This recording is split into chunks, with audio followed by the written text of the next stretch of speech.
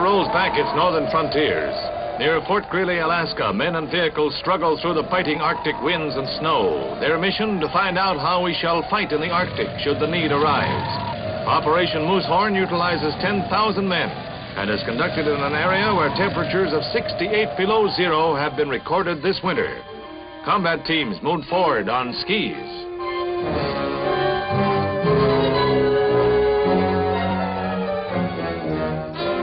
Transport planes deliver 400 tons of supplies to forward areas, while the steady advance of ground troops toward the enemy objective proceeds.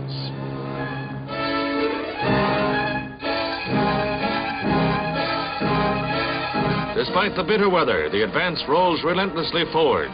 Tents must be pitched on 40 inches of snow, slight protection against a 60-mile-an-hour polar blizzard. Should war come, the defenders of the Arctic Circle have been tested to the limit for their task.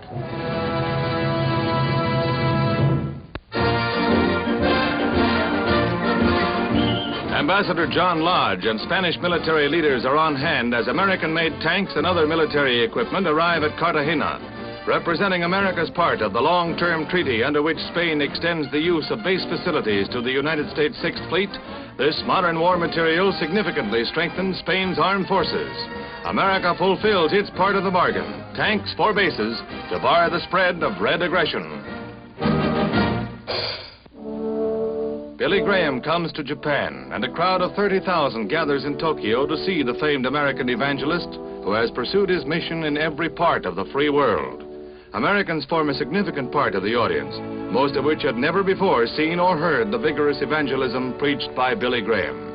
Language proved no barrier between the evangelist and the capacity crowd, composed of the curious as well as the devout. For all, a unique religious occasion in Japan. The dead and dying are removed from the wreckage of the Washington to New York flyer. Speeding at 80 miles an hour on its northbound run, the famous embassy breaks an axle and 9 cars of the train hurtle from the tracks and down an embankment. 6 die in the wreckage and 90 are injured. It is hours before some of the dead and wounded can be cut from the debris with acetylene torches. 2 investigations are launched into the tragedy as death rides the rails.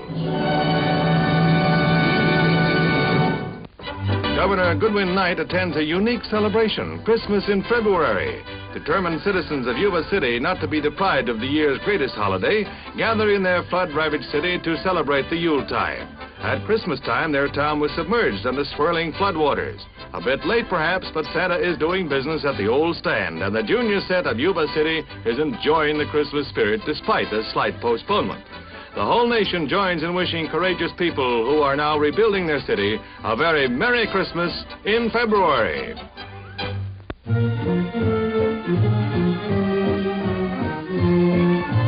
A swanky setting on Long Island's South Shore strikes just the proper note for sportswear fashions inspired by a motion picture, the film musical The Benny Goodman Story. For the short or long of it, cashmere blends are featured in styles selected by Miss Irene Johns, fashion consultant. Her selections pop right out of the pages to provide the right number for milady here. A cotton and orlawn dress with detachable collar and cuffs and plastron buttoned front. Dacron crepe, your choice of a fleur-de-lis print or the candy striped blouse with jewel neck.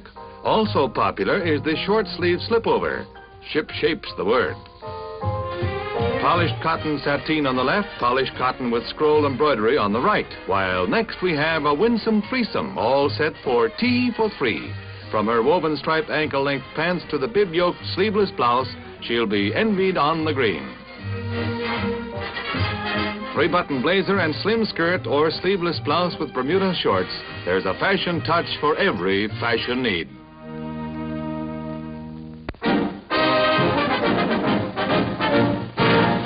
Molterer, considered one of the world's great slalom racers, runs into hard luck in the Austrian championships at Linz.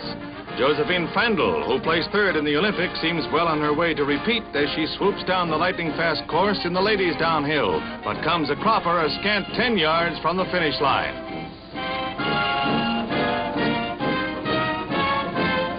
Sepp Schiffner, one of Austria's best, displays the flawless form that is every jumper's envy.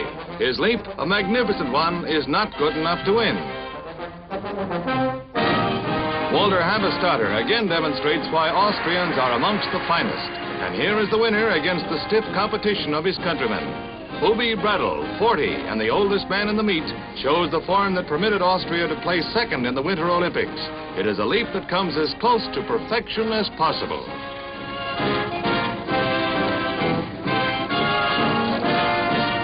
His country's best. The high point of 2 weeks of motor thrills in the national stock car races is the 160-mile Circuit Championship, a 39-lap competition for unmodified stock cars. Qualifying speeds went as high as 135 miles an hour, with the big prize at stake. They don't spare the horses here.